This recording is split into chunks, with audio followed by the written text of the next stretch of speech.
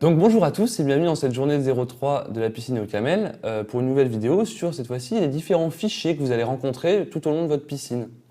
Alors en OCaml, il y a beaucoup de fichiers en fonction du compilateur en plus qu'on choisit, ça peut être des fichiers différents, c'est parfois un peu brouillon, on ne sait pas très bien où on en est, du coup on va faire un petit pas à pas et vous expliquer à quoi correspond chaque fichier. Alors, tout d'abord, un petit récapitulatif. Du coup, on a les fichiers ML. Les fichiers ML, vous les connaissez. C'est des fichiers de source, donc ça, il n'y a pas de souci. Dedans, vous avez votre code source OCaml qui, normalement, compile et fonctionne. Ça, ce n'est pas un souci. On aura aussi des fichiers un peu particuliers qui s'appellent des fichiers MLI et des fichiers CMI. Ça, c'est des fichiers d'interface compilés ou non, mais vous verrez ça demain plus en détail avec Thor. Pour l'instant, nous, on va se concentrer sur ce qu'on connaît. Les fichiers CMO. Vous connaissez les fichiers CMO. Pourquoi? Parce que quand vous compilez en bytecode, eh bien, automatiquement, ça vous sort un fichier objet qui est un fichier CMO, à partir de votre fichier ML. D'accord? Les CMX, c'est exactement la même chose, mais en version native. C'est-à-dire quand vous compilez avec le compilateur natif, eh bien, au lieu de vous sortir un CMO, le .ml va vous sortir un CMX. D'accord? Et vous connaissez aussi le .o, qui est aussi un fichier de code compilé qui est généré par le compilateur natif. Pour résumer, on pourrait dire que le fichier .ml et le fichier .mli, ça forme une unité de compilation. Pour l'instant, je vous avais parlé d'une unité de compilation juste pour le .ml. Il faut savoir, vous verrez ça demain plus en détail, que le MLI est inclus aussi dans une unité de compilation. On a deux autres petits fichiers qu'on rencontre de temps en temps, à savoir le fichier CMA qui est une librairie et le fichier CMXA qui est une librairie compilée. Donc jusqu'ici, pas de souci. Je vais vous montrer ça en détail. Donc ici, j'ai deux dossiers. Le premier, c'est bytecode. Donc on va aller dans bytecode déjà, et on va compiler en bytecode. D'accord? Donc on a un fichier test.ml, je vous le montre, il n'est pas bien compliqué, et il est rigolo. Enfin rigolo. Donc on a notre fichier qui fait quoi?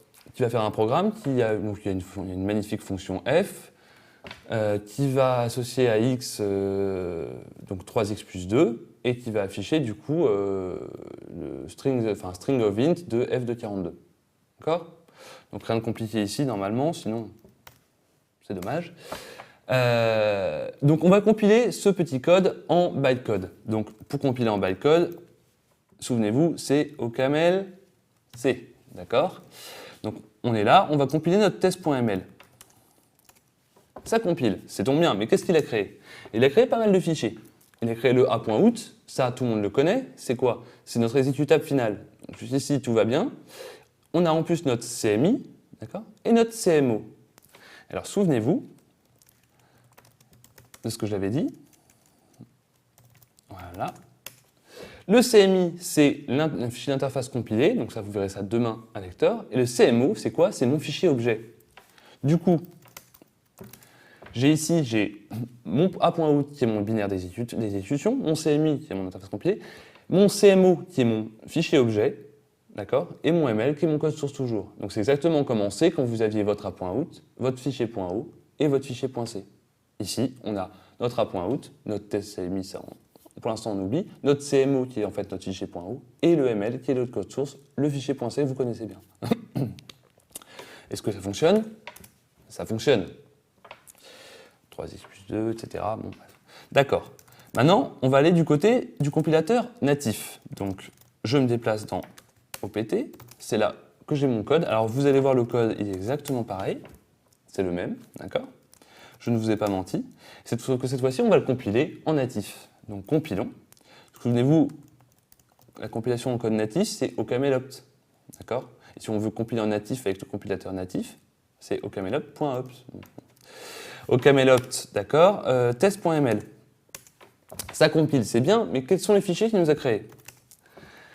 Alors voilà, on a notre a.out, qui est le même que l'autre, enfin, sauf que c'est en code natif. C'est notre binaire d'exécution finale. On a notre test.cmi, encore une fois, fichier d'interface compilé, vous verrez ça demain avec Thor. Et là, par contre, on a deux fichiers. On a un .o, test.o, et on a un test.cmx. Alors c'est bizarre, tout à l'heure on n'avait qu'un seul. On n'avait qu'un seul CMO, et là il nous fait un CMX et un .o. Eh bien, oui. Pourquoi? Parce que le .o, c'est le fichier objet, donc c'est le code source compilé, tout simplement. Et le CMX, en fait, ça va être des instructions d'optimisation pour le linkage final, entre autres. Du coup, au moment de linker, le test.o vers a.out, il va utiliser aussi le CMX pour produire un binaire optimisé. C'est tout. C'est pas plus compliqué que ça. Et du coup, notre A.out fonctionne aussi très bien. Et tout marche bien. Voilà pour les fichiers. Une petite précision enfin que vous avez pu peut-être voir sur la vidéo sur les multifichiers. Je vous invite à la re-regarder si jamais il y a un petit souci. Si vous ne comprenez pas, je veux dire. Il y a une notion qui est très importante en OCaml, c'est l'ordre de compilation. À savoir que vous ne pouvez pas compiler dans n'importe quel ordre. Il faut respecter une certaine logique.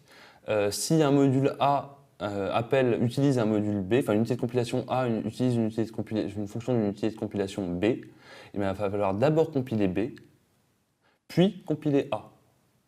D'accord? Parce que si on n'a pas compilé B avant ou si on n'a pas défini les règles, A ne sait pas où chercher ses fonctions. D'accord? Ne connaît pas le module. Voilà, c'est à peu près tout pour les fichiers.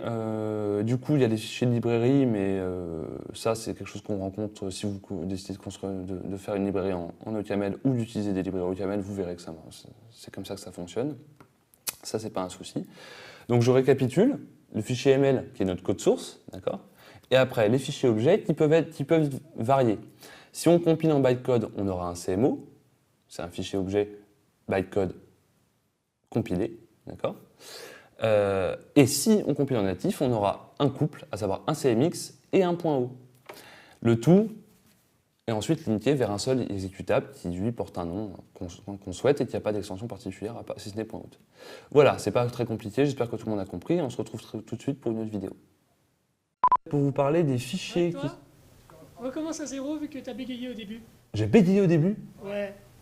Oh merde, ça devient vachement sévère maintenant.